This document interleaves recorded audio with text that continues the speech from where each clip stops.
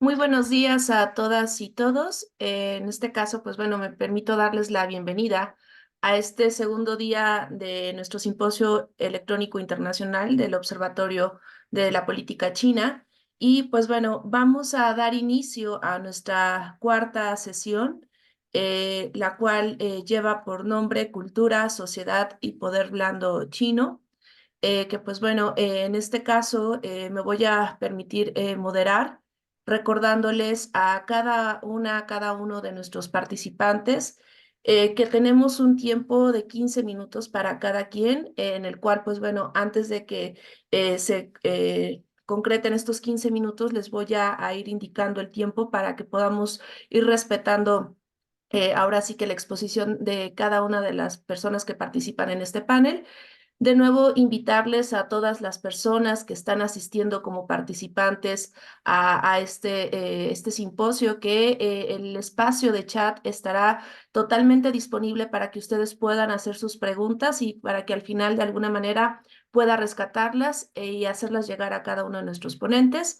Mencionar que esta mesa es una mesa bilingüe en el cual tanto el caso de Sara y Daniel estarán dentro de lo que es el castellano, pero tenemos también un participante que estará exponiendo en inglés, por lo cual, bueno, pido que de alguna forma podamos estar atentas y atentos y que en el momento en el cual se introduzca la presentación de Reza, lo haré en idioma inglés. Entonces, bueno, sin más por el momento, vamos a iniciar con nuestra primera ponente, quien es Sara Álvarez Quintanz, de quien me permitiré leer una breve reseña. Ella es doctora en Seguridad Internacional e investigadora en el Instituto Universitario General Gutiérrez Mellado de la UNED.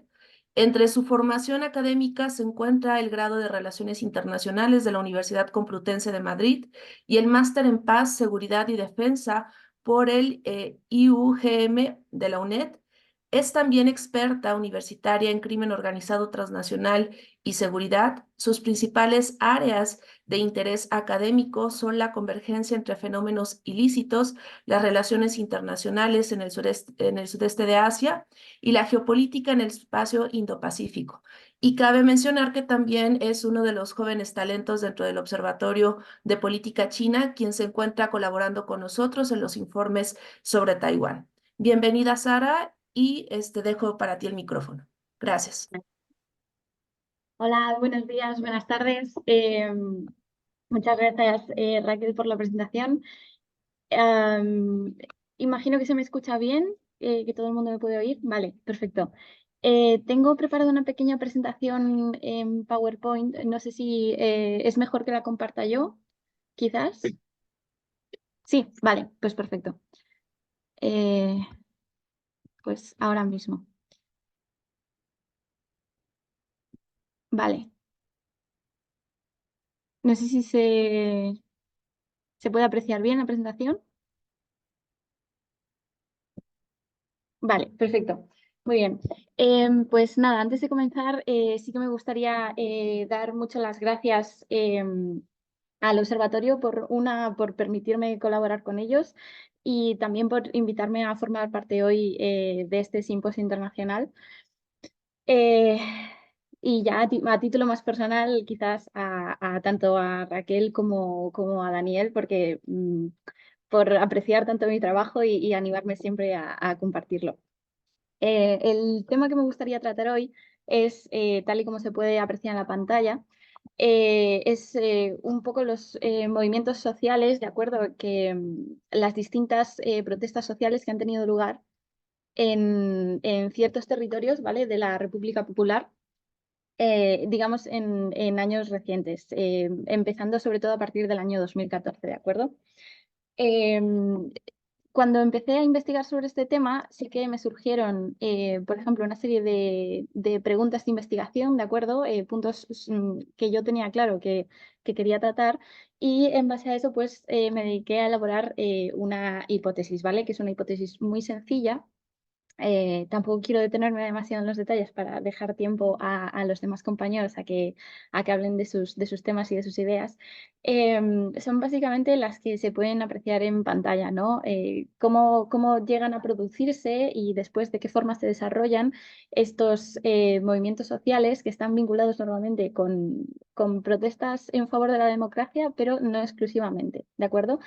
Y que se dan como en territorios muy específicos, ya sean regiones especiales autónomas o, como es en el caso de Taiwán, pues que tengan un estatus un poco más discutido dentro de lo que es el entorno de la República Popular. Y si dentro de estos casos, que como ya he adelantado van a ser tres, existían ciertos elementos en común, ¿vale? De acuerdo, ciertos factores que se pudieran localizar en los tres estudios de caso. Por el contrario, qué otros aspectos o qué características diferencian o separan un poco los tres estudios de caso? ¿De acuerdo? Y para eso lo que he hecho ha sido utilizar una metodología comparativa, ¿vale? Muy sencilla entre los estudios de caso, que va a ser en este caso Hong Kong, Taiwán y Macao. Entonces, en base a todas estas ideas de inicio, ¿vale? La hipótesis que yo he planteado es que existen particularidades, ¿de acuerdo? Entre estos movimientos que van a hacer que aunque existan elementos comunes, los resultados que se observen no sean totalmente extrapolables entre sí. Vale. Eh, bueno, para empezar, hay que saber un poco de qué es de lo que vamos a hablar, ¿de acuerdo? ¿Qué son estos movimientos sociales? Yo les pongo aquí un poco el calificativo de protesta, ¿vale? Para afinar un poquito más.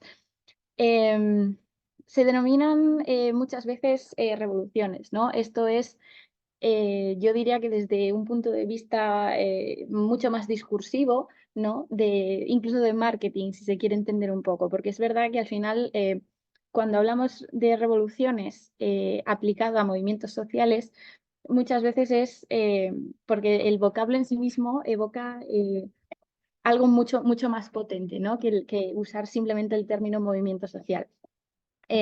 Muchas veces, de hecho, sobre todo en medios de comunicación, ¿no? Y quizás en entornos o contextos un poco más informales, sí que se pueden utilizar indistintamente. O incluso dentro de los propios movimientos se habla muchas veces de revoluciones porque lo que se pretende es destacar, digamos, ese elemento de cambio, ¿no? Esa vocación de cambiar las cosas. Eh, Esto es mucho más complejo, ¿vale? Porque podemos recurrir a muy diversas áreas de conocimiento para tratar de describir técnica científicamente lo que es un movimiento social. Pero simplemente yo invito a que hoy el público se quede con estas dos, digamos, aspectos fundamentales que saco de distintos autores, ¿vale? El primero de ellos es, como se puede ver en la pantalla, que son los movimientos sociales son desafíos colectivos solidarios. ¿De acuerdo? Que inspiran una cierta solidaridad, ¿de acuerdo? Entre los ciudadanos que forman parte de ellos y que por otra parte es una ciudadanía, como se puede observar en el segundo punto, que son dispares, es decir, que pertenecen quizás a estratos sociales que no tienen por qué ser uno solo, ¿de acuerdo? O pueden tener elementos en común, pero al mismo tiempo diferencias, pero que sin embargo esta solidaridad lo que va a hacer es que se sientan unidos de cierta forma y que luchen por una serie de intereses que tienen en común.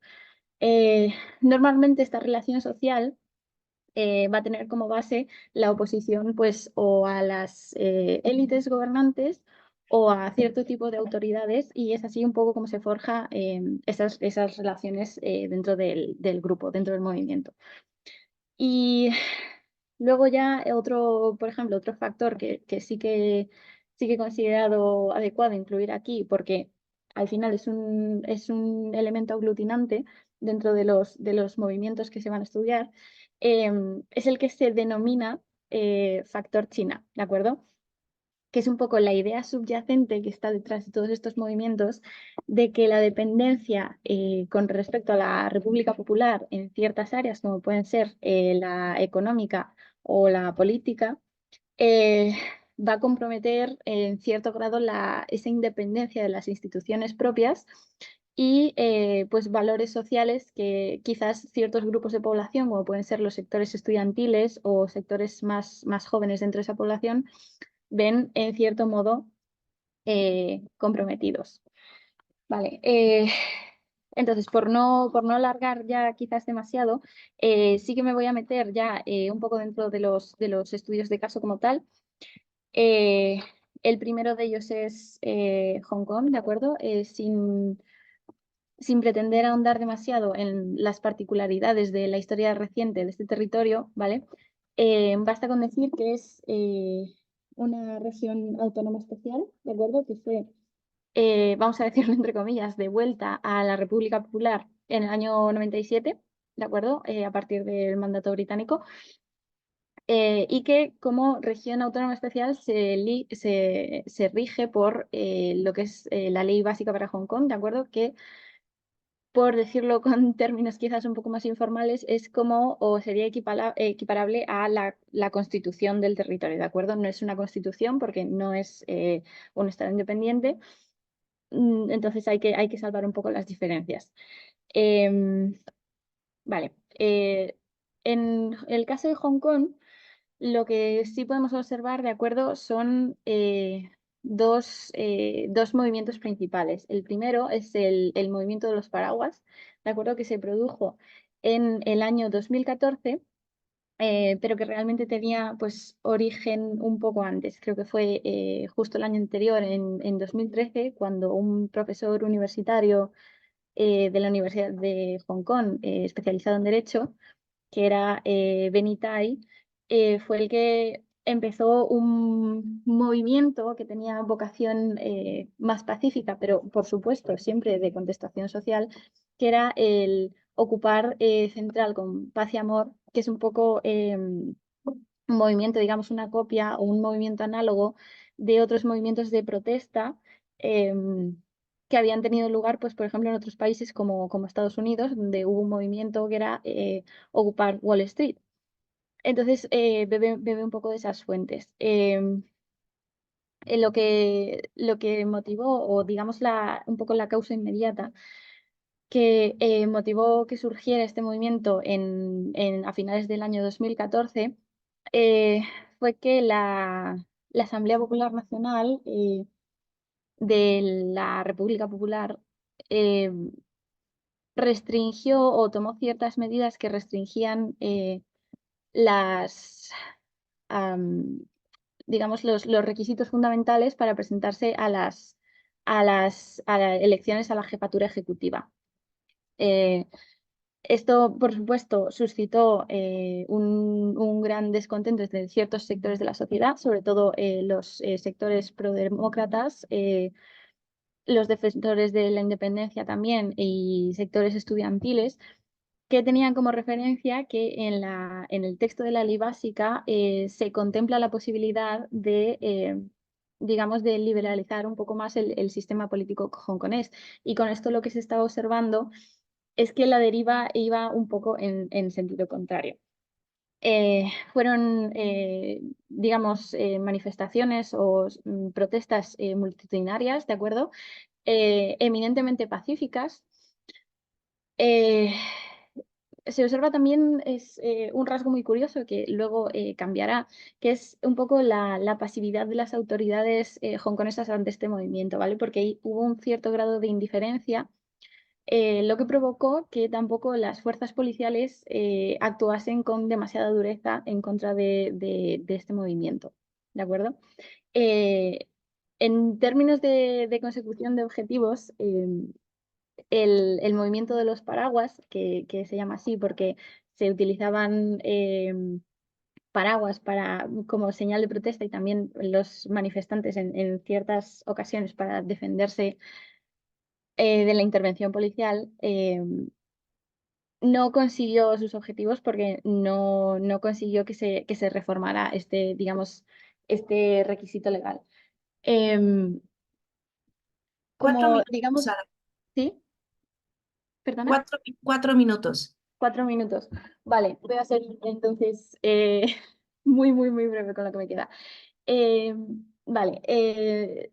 En 2019 sí que volvieron a tener lugar unas protestas que son un poco herederas del movimiento de los paraguas, ¿de acuerdo? Lo que pasó en esta ocasión es que se pretendió, digamos, se fraguó un proyecto de ley, ¿de acuerdo? Que era para modificar los detalles de la extradición. ¿Vale? Y en estas sí que se pueden observar un gran aumento de los niveles de violencia, ya porque pues era un tema que desde el gobierno de Pekín sí que preocupaba mucho que se consiguiera sacar adelante. Y por suerte o por desgracia, coincidió en tiempo con la pandemia de la COVID-19 y esto hizo que el movimiento, digamos, se desinflara.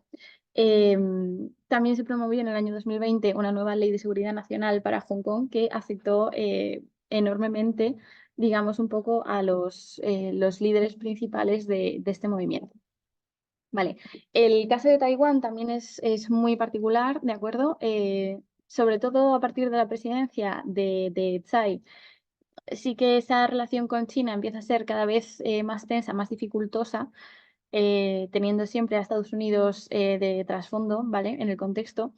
La más importante es el movimiento de los girasoles, que coincidentemente también se produjo en el año 2014 y que pretendió echar para atrás un acuerdo de servicios comerciales con la República Popular, que en ese momento estaba tratando de llevar a cabo el gobierno del Kuomintang. Y bebe un poco de los otros dos movimientos que son así más históricos que tuvieron lugar en el año 2008 y en los 90 en favor de los principios de la democracia. Macao, ya sin entrar en muchos particulares porque me excedo de tiempo, el caso de Macao sirve un poco de contraste porque es verdad que no, digamos, no evoluciona en el mismo sentido que los otros dos. Es muy discutido porque hay autores que afirman que en Macao no hay una tradición, digamos, de movilización social. Esto es desmentido por muchos otros autores. No es que no exista esa tradición, porque de hecho sí la hay, pero se manifiesta de otras maneras. Y sobre todo porque el estatus de Hong Kong no es el mismo que el de Macao. Entonces, en ciertos sentidos es mucho menos problemático.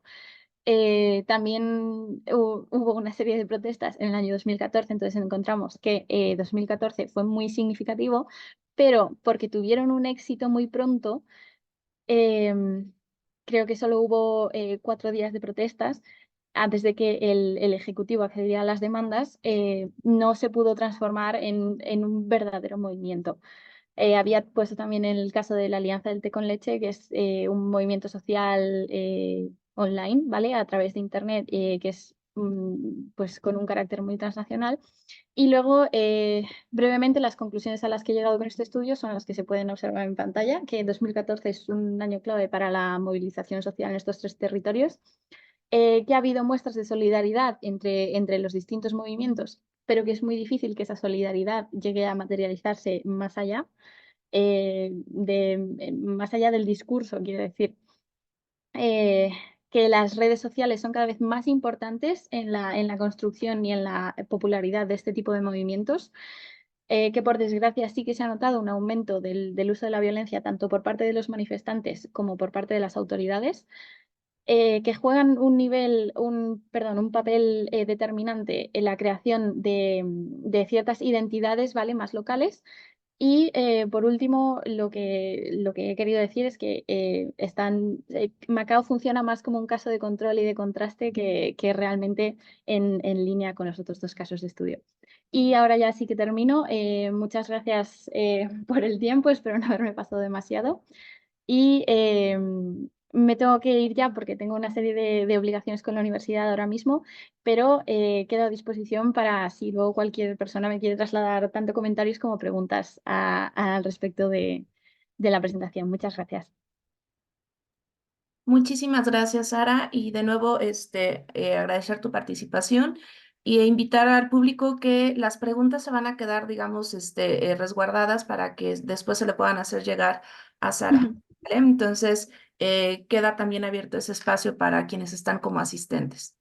Bueno, en este momento vamos a ir con nuestro segundo ponente. I just want to introduce another colleague, Reza Tabala. He has a strong background in teaching and research, focusing on language studies and intercultural communication. He holds a bachelor degree in American Studies and a master in language studies for intercultural communication for Transylvania University, where he developed his analytical, communicative, and social skills. Tabala is currently pursuing a PhD at the University of A Coruña, focusing on the intersection of language, culture, and technology with documentation, communication, and humanities. The research is academically rigorous and culturally relevant, focusing on critical difficulties in intercultural communication. So right now, for this morning, Reza will introduce the topic Digital Walls and Global Bridges, the paradox of China's internet censorship and its international cultural exchange. Reza, the floor is yours.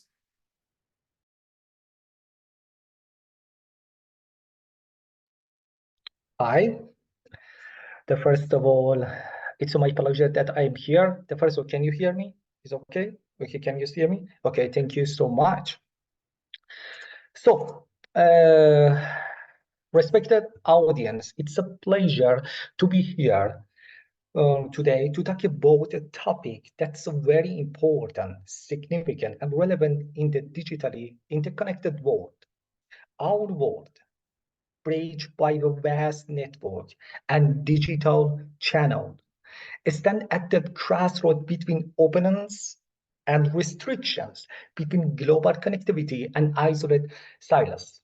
The focal point of our discussion, my discussion, digital walls and global bridge, the paradox of the China's internet censorship and its international cultural exchange, pended by myself, delve into the intricate and nuanced dynamic of the Chinese digital governance and its implication on global culture, discourse, and diplomatic relation.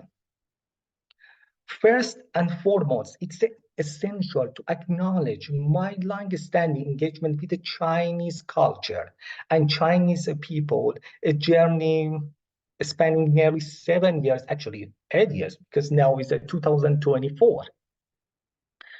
And throughout this period, I have forged numerous friendships within the Chinese community. Yet, a persistent paradox occupied my thoughts. Despite our profound mutual understanding, there is a remains significant gap in our collective knowledge regarding Chinese culture, its people. My supervisor, my professor, my colleagues often describe China as another world, a perspective that has significantly shaped my research approach, grounded in personal experiences. This study encompasses an analysis across the three distinct nations, focusing specifically on the academic and educative sector with these societies. It's imperative to note that while this research endeavors to offer insider observation, it's not without its limitation. Yes, it has some limitation. The scope is intentionally narrow, provided a focused lens through which we can explore these complex cultural interactions. At the heart of this analysis is the juxtaposition between Chinese stringent internet censorship, digital walls. The digital walls is internet censorship, and its efforts to foster international cultural exchange. Cultural exchange, the global bridge. This paradox embodies the contemporary challenge faced by a state in the digital age, balancing between maintaining control over digital sphere and participating in the global cultural narrative. My research leveraging qualitative interviews with the individual from a diverse geopolitical landscape, Iran, Romania, and Spain, seeks to unravel the multi-facts impact of the China's internet policies and its global image and the public international relations. The finding of these investigation revealed a significant tension between China's internal security measure and its external cultural diplomacy efforts, while the former aim to solidify the state of power and the control over society narratives, the latter strive to contrast the more favorable and open image of the China on the world stage. However, as the study illustrates, the international community perceives these efforts through the lens of the skepticism and distrust, significantly influenced by experience and sentiment of the individual from the survey countries. Looking ahead, I aspire to the intention of the more exhaustive research endeavors that span across the continent, Africa, America, Europe, and Asia. Such a comprehensive study holds the promise of the generating invaluable comparative insights, contributing significantly to our understanding of the global cultural dynamics. The implication of these findings extend beyond academic into the realm of the policy making and international relation. They underscore the imperative for the China, indeed any nation, to reassess the equilibrium between national security and global openness. Furthermore, this study advocates for a more nuanced and interdisciplinary approach to understand the complex dynamics at the play between digital censorship, cultural exchanges, and diplomacy in our interconnected world. And conclusion. In conclusion, as we navigate through this era of the digital transformation, it's imperative that we continue to engage in open, critical, and constructive dialogues. Only through the mutual understanding, respect, and cooperation can we hope build a genuine global bridge that transcends digital walls of the censorship and isolation. This research represented step towards such an understanding, offering insights and perspective that could inform future policies, foster international cooperation, and contribute to more open and interconnected global society. And I thank you, all of you for your attention. I'm looking forward to enriching discussion and insights the symposium will undoubtedly generated. Thank you so much. Thank you so much, Reza, and thank you for being on time. Right now we will go into our last presentation for this panel. So I just want to voy a introducir a Daniel González Palau, de quien me voy a permitir hacer esta lectura de su currículum. Daniel González Palau es director del Instituto Gallego de Análisis y Documentación Internacional desde el 2017. Es licenciado en Ciencias Políticas y de la Administración por la Universidad de Santiago de Compostela. Cuenta con maestrías en Cooperación Internacional en 2006 y en Gestión Cultural en 2016 por la misma universidad. Fue técnico de sensibilización de 2009 a 2011 y secretario del Fondo Gallego de Cooperación y Solidaridad del 2011 al 2015. Su línea principal de especialización es la paradiplomacia de regiones y ciudades. En 2023 redactó el informe Conectar Asia y China con el campus industrial de Ferrol y pues bueno, hoy su presentación versa sobre las universidades de la Unión Europea, China en la Agenda 2030, Caminos para el Diálogo Oriente y Occidente. Adelante, Daniel. Muchas gracias, Raquel. Voy a compartir pantalla.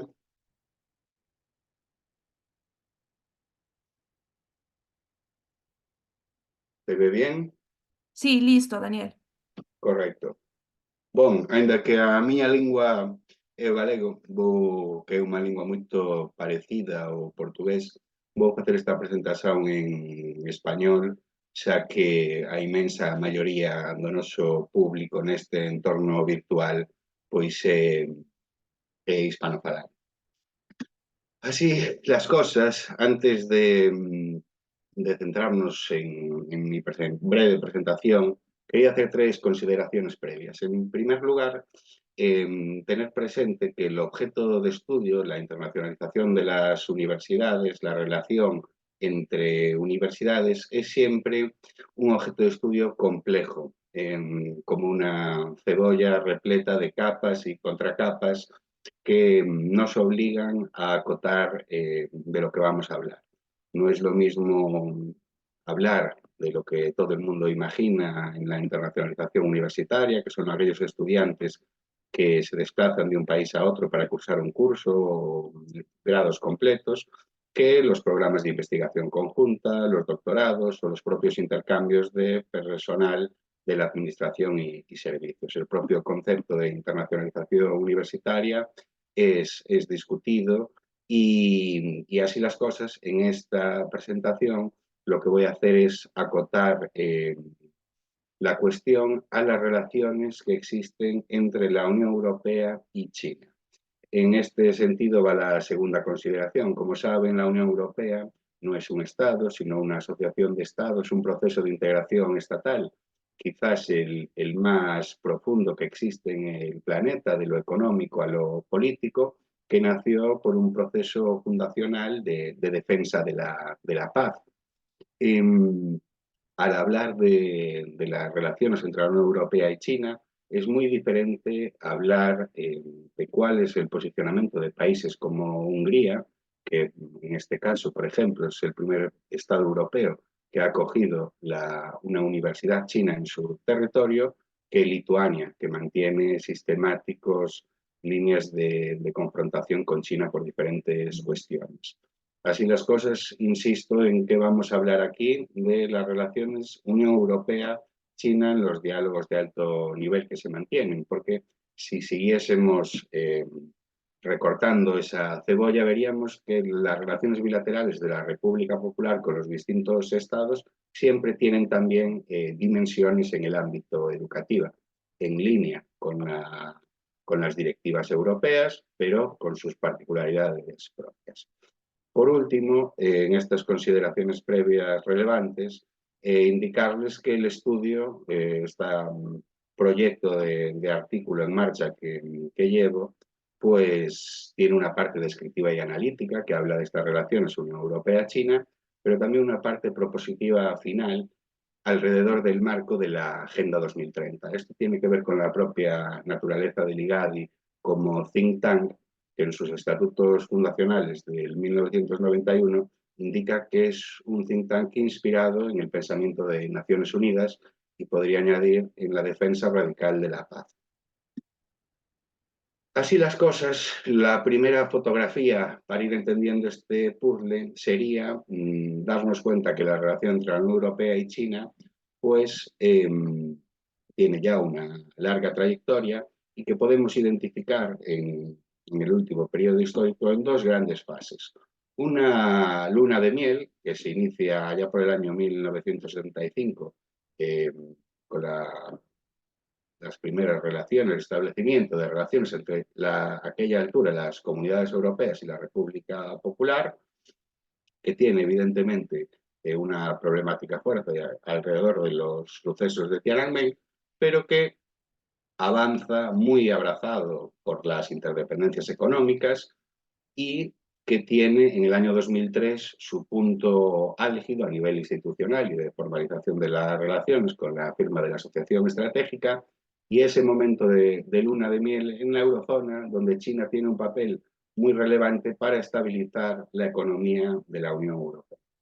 Este primer momento, digamos, ascendente, tiene su punto de comenzar a descender en un momento en el que precisamente, valga la paradoja, en ese momento en el que China está ayudando a la Unión Europea a salir de la crisis financiera, compre determinadas estrategias, empresas estratégicas europeas. Y es en el 2014, con la compra de Midea, una empresa alemana de robótica, donde se observa que la Unión Europea, específicamente en el campo económico y comercial, comienza a levantar las alertas alrededor de la presencia china en Europa. Este punto, digamos, donde empieza a descender ese chino optimismo europeo, tiene su segundo episodio de problemáticas encadenadas con las guerras comerciales que inicia Donald Trump. Esto pues viene muy al caso también a día de hoy con la cuestión de la autonomía estratégica europea y la debilidad como bloque militar que tiene la Unión Europea y la fuerte o total dependencia que tiene en el marco de la OTAN. Pero no fue el último de los problemas. El COVID-19 vino a aumentar un poco esa distancia y si históricamente notamos que la sociedad europea tiene un desconocimiento absoluto de lo que es China, a partir del año 2020 ya no es solo un desconocimiento de China, sino miedo hacia China. Esto evidentemente sube un escalón la problemática con la invasión rusa de Ucrania que alerta a todo el mundo. Esto llega a que en el año 2023 pues, se normalice la expresión del de-risking como una alternativa al decoupling americano, pero que evidentemente pues, nos da un poco la fotografía de cómo se ha ido deteriorando esa relación que en su día eran socios naturales y que a día de hoy estamos hablando de rivalidad sistémica. Así que hay muchos especialistas que hablan de que si en comienzos del siglo XXI las relaciones se podían poner en un 7, en un 8, en una escala de 10, actualmente hablaríamos de un 5 o incluso de un 4. Toda esa trayectoria histórica tiene su transposición a las relaciones universitarias. Cuando Deng Xiaoping restableció el Gaokao y comenzó la modernización del sistema educativo chino, en un primer momento fueron 3.500 los estudiantes chinos que salieron a estudiar al extranjero. Hoy hablamos de que China es el mayor exportador de estudiantes internacionales del planeta, con mucha diferencia, con más de 1 millón de estudiantes chinos alrededor del mundo. La Unión Europea ha mantenido a lo largo de estas décadas una cooperación en el ámbito educativo, siempre particularizada por esta debilidad que tiene la Unión Europea para mantener posturas sólidas a lo largo del tiempo, pero que bueno, ha conseguido establecer esa plataforma de diálogo con China en diferentes niveles y específicamente en el ámbito educativo a partir del año 2007, estableciendo los foros de alto nivel alrededor de la diplomacia, el diálogo people to people, que no solo tiene como punto de encuentro la educación, sino también el multilingüismo, la cultura, la juventud y la igualdad de género. Estos distintos foros de alto nivel se fueron fortaleciendo dentro de la estructura de diálogo entre la Unión Europea y China hasta que en el 2016, y ya también un poco producto de esas tensiones que comenzaban a aparecer, identificándose como el tercer pilar de las relaciones Unión Europea-China. Pero, ¿qué observamos? Que estos foros de alto nivel se van produciendo cada 2 años, hasta que en el año 2022 se suspende. De manera formal no fueron suspendidos, sino atrasados por las circunstancias del COVID, problemas de agenda, problemas de organización. Y precisamente en la cumbre del año pasado, de diciembre del 2023, en el 24º Foro de Alto Nivel Unión Europea-China, pues se acordó que en el año 2024 tendríamos el 6º foro del diálogo People to People. A día de hoy todavía no hay fecha y curiosamente he estado buscando y la página web no funciona. Así las cosas, hablamos de que estas décadas de cooperación universitaria entre China y la Unión Europea pues han contado con muchos éxitos y con algunos fracasos, ¿no? Sin duda alguna, en Europa, el programa Erasmus es uno de los grandes éxitos del proceso de construcción europea. Mucha gente habla incluso de que si no hubiese habido este proyecto Erasmus, que hace que los estudiantes europeos tenga mucha movilidad dentro de Europa, la propia Unión Europea ya se hubiese decaído al calor de los problemas y conflictos desde la crisis económica. Pero esa ciudadanía europea que emerge viene precisamente de ese gran contacto humano que supone el programa Erasmus.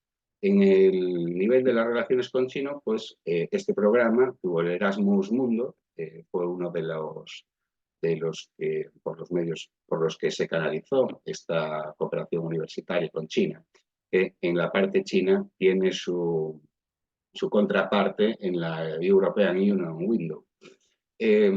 Hablamos de que seguramente a lo largo de estas décadas y más allá de la interdependencia económica, esta cooperación educativa ha multiplicado los contactos humanos y el conocimiento mutuo entre los dos territorios.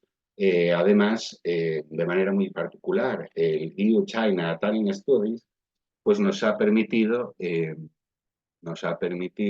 mejorar la cuestión burocrática a la hora de movilidad entre países, tanto para estudiantes como para investigadores, para esas distintas capas de lo que es la internacionalización universitaria y también en los estándares de calidad para que no existan problemas de fraude que a lo largo de estas décadas pues también ha existido en alguna ocasión, porque también es muy relevante tanto el mercado europeo como el mercado chino de educación privada tienen un significado estratégico en toda esta cuestión, porque muchas veces está ligada a toda esta cuestión económica que une de manera tan fuerte las interdependencias entre China y la Unión Europea.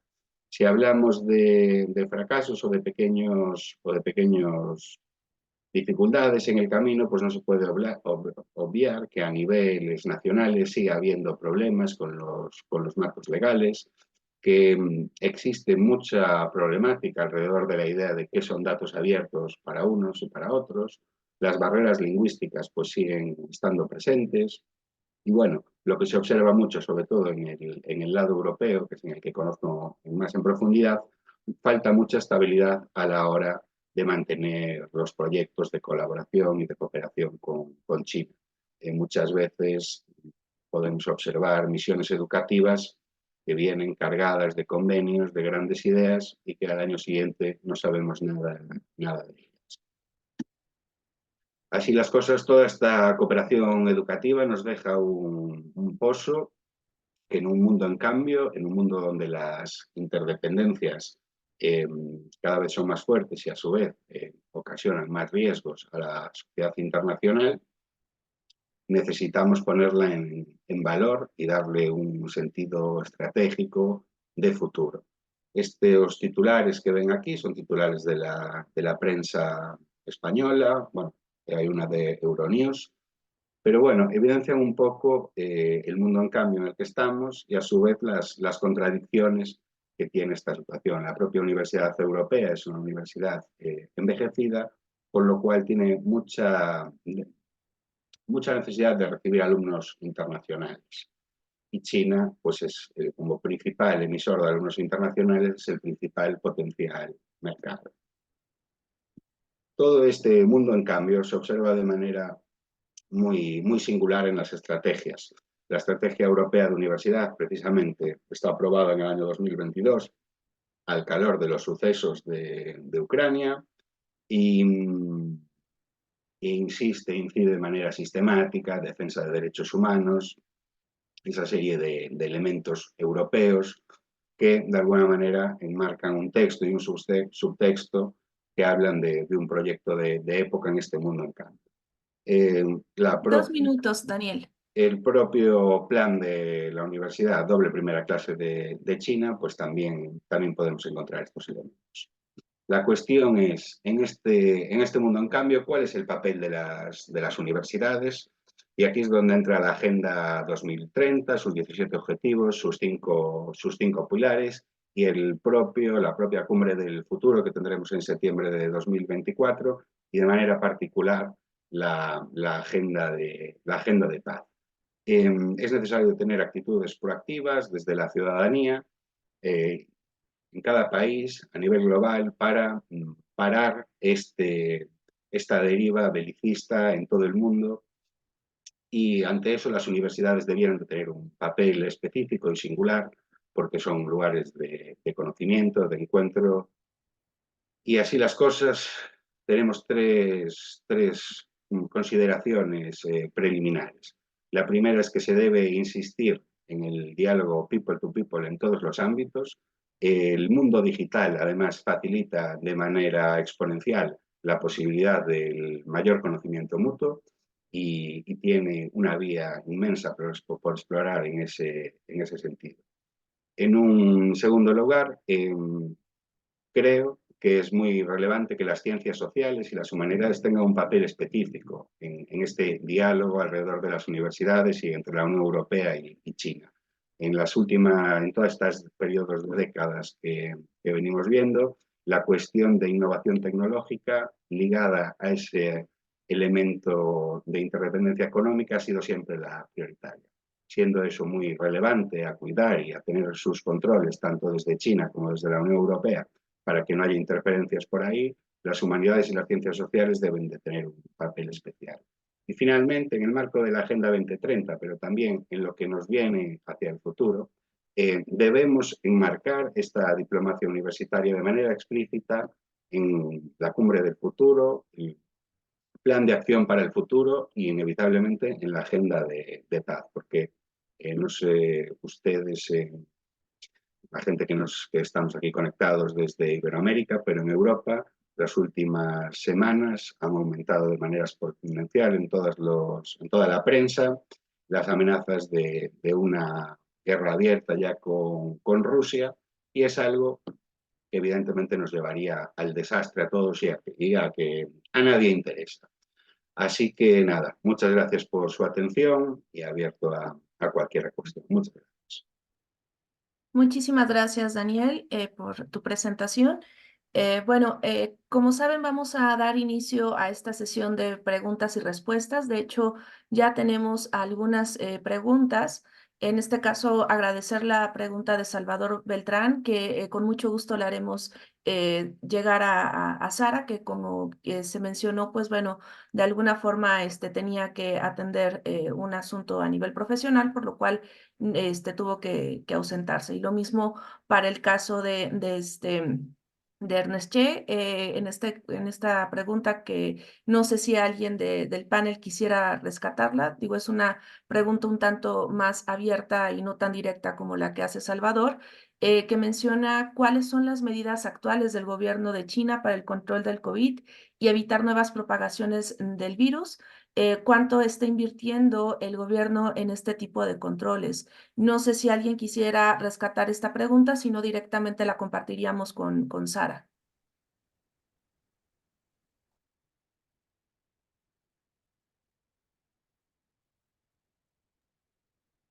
Ok, bueno, vamos a compartirla con Sara. Hay dos preguntas para Reza. Reza, you have two questions. I just know that you have make a kind of reply of some of them. So I just want to maybe rescue some of those ideas of these questions from the first one is from Fernando Fons Gomez, and the second from Esteban Pool-Fuller. I don't know, Reza, if you want to make a kind of brief, about these answers that you gave to each one, maybe to create like this kind of debate with all the room, please.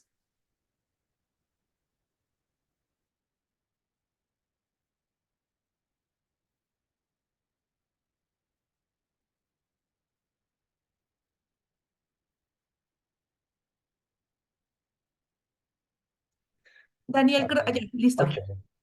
Okay, that was okay. So the first one, actually, I translated from the Spanish to English. I should translate one more time because a I little don't know bit. if you want that I can help you maybe to translate a little bit.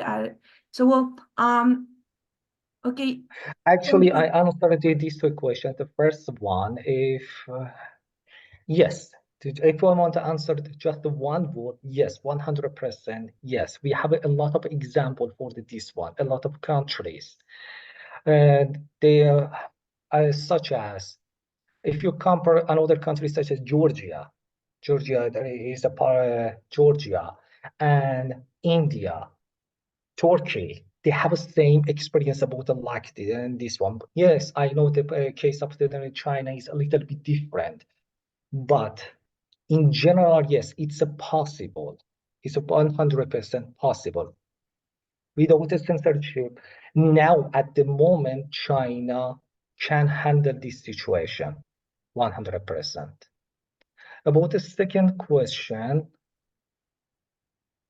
do you think that, yes, I answered completely about this question. If you disagree or agree, I'm ready to debate about this one. I don't know. Okay, thank you so much. Welcome. Daniel, tenemos una pregunta para ti por parte de Esteban Pool, quien menciona lo siguiente. Dice, concretamente, ¿cómo crees que las crecientes tensiones entre China y la mayoría de países occidentales, la mayoría parte de la Unión Europea, incida sobre la circulación académica entre universidades europeas y chinas?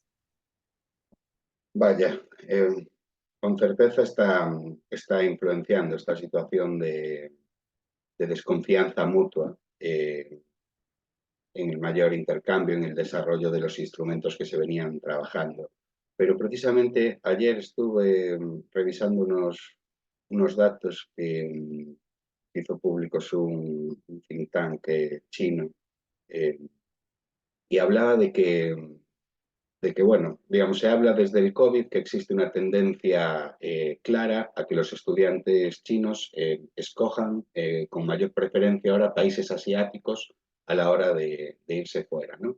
Entonces se ha observado un descenso claro de decenas de miles de estudiantes que han dejado de ir a Estados Unidos, que era sin duda el 40% de ese millón de estudiantes chinos que se iban por el mundo, y también en el Reino Unido, ¿no? Que también se hablaba de 150.000, digamos, de ese millón de estudiantes chinos en el mundo, más de medio millón, casi 600.000, era el conjunto de Estados Unidos, Reino Unido, Canadá, Nueva Zelanda. Eso y Australia. Eso parece ser que en los últimos datos sí que está habiendo una recesión de número de estudiantes hacia los países anglófilos. Pero además de la concentración mayor en países asiáticos, este think tank chino también apuntaba que Europa Europa continental, excluyendo a Reino Unido, se estaba viendo favorecida por estas dinámicas. Y apuntaba que tanto Alemania como España han aumentado un 10% su número de recepción de estudiantes chinos en el año 2023 al respecto del año 2019, que era, digamos, los datos prepandémicos. Entonces, creo que sin duda existe esa digamos, en la universidad, pues inevitablemente, como eco también de lo que se ve en los titulares de prensa, en nuestros telediarios, pues cada día, sí que existe esa reticencia a ver qué es lo que está pasando. Piensen que durante el año 2023 y 2022 tanto en Holanda como en Alemania, universidades que llevaban décadas cooperando con universidades chinas, hicieron públicas declaraciones de final de las relaciones por esta cuestión del miedo al espionaje, ya del ejército chino, ya de gente vinculada al Partido Comunista Chino. En España no ha habido ese tipo de problemas. Y bueno, veremos. Digamos que esto justo está pasando ahora mismo, ¿no? Está pasando ahora mismo este de-risking y quizás cuando sean las elecciones estadounidenses a final de año, esto vuelva a cambiar. Digamos, estamos en un momento álgido de estos cambios profundos que está habiendo en la sociedad internacional, que llevaban décadas madurando y que la crisis pandémica, los confinamientos globales, pues han hecho que hayan empezado a derramar. Muchísimas gracias, Daniel. De hecho, justo entró una pregunta por parte de Salvador Beltrán, que rescata un poco esto último que comentas. Menciona lo siguiente, no sé si quieras profundizar un poco más.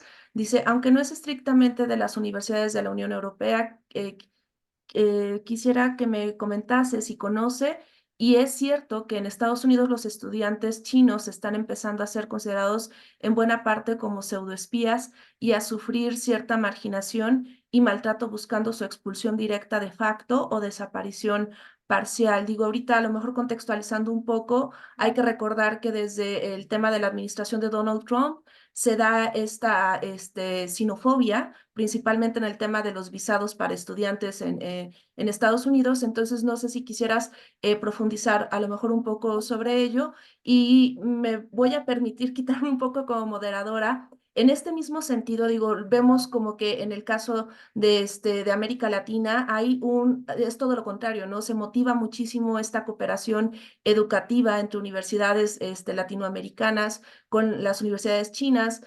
Nos presentas este escenario en la Unión Europea y se dan estos escenarios xenofóbicos en lo que es Canadá y Estados Unidos. Entonces, no sé, me gustaría a lo mejor si pudieras profundizar un poco en si existen características muy particulares para la Unión Europea con respecto a cómo es que se generan estos proyectos de cooperación educativa o diplomacia educativa, Daniel. Muchas gracias. Pues sin duda en los informes a los que hemos tenido acceso a lo largo de este proceso ligado a este estudio, el miedo a la xenofobia es algo presente en los estudiantes chinos, tanto que viajan a Estados Unidos como que viajan a Europa. En Europa específicamente, al calor de la pandemia, ha habido muchos acontecimientos de xenofobia. También es cierto que tanto en Estados Unidos como en Europa existe una muy fuerte polarización sociopolítica y normalmente es la extrema derecha, tanto en Estados Unidos como en Europa, la que alenta ese miedo a China sistemático, ¿no? La verdad es que creo que Europa es Occidente, que Europa es socia estratégica de Estados Unidos en ese núcleo de la gestión del poder, que es la dimensión militar y de defensa, y eso tiene pues su correlación en esta cuestión.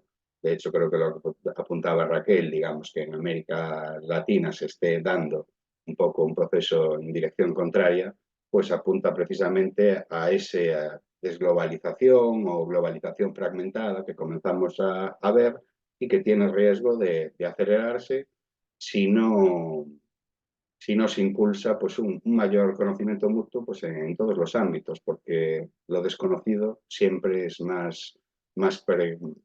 siempre es posible que genere más miedo pues que lo conocido. Muchísimas gracias, Daniel. Y bueno, vamos a cerrar este panel. De hecho, bueno, como ustedes verán en el programa, estaba insertada otra ponente, la doctora Nifta Alao de la Universidad del Pacífico del Perú, quien tuvo una situación que resolver de última hora, pero recordarles a todas y todos que estos trabajos de investigación serán publicados a lo largo del año en la revista del observatorio para que quienes gusten documentarse o saber un poco más a profundidad de lo que pues obviamente en 15 minutos a veces es todo un reto poder generar una disertación sobre temas que son sumamente importantes, lo puedan hacer a través de este acceso gratuito a la revista Yeshi Yonhuo del Observatorio de la Política China. Entonces, bueno, agradezco de nuevo la participación de Sara, de Reza y de Daniel, en el cual pues de alguna forma nos dieron este panorama sobre otros elementos que es curioso, se comienzan a concatenar cada uno de los paneles y la discusión que comenzamos ayer. Hoy podemos hablar o pareciera ser que el tema indirectamente es esta influencia cultural y no de manera tradicional como tenemos pensadas las relaciones chinas con el exterior, sino como este elemento, digamos, no necesariamente de carácter estatal, sino más hacia una cuestión de diplomacia pública, incluyendo otro tipo de actores, se vuelve hoy sumamente importante hacia todo este proceso de pospandémico. Entonces, invitarles a que nos acompañen a nuestra siguiente mesa que dará inicio exactamente en 25 minutos, en el cual también tenemos un ajuste de programa, ya que ayer estaba el embajador Fernando Reyes Mata y de alguna forma se nos va a unir en la siguiente mesa para dar digamos, preámbulo hacia las relaciones de China con América Latina. Entonces, les invitamos a que sigan con nosotros hacia estas dos últimas sesiones que tenemos de trabajo. Muchísimas gracias.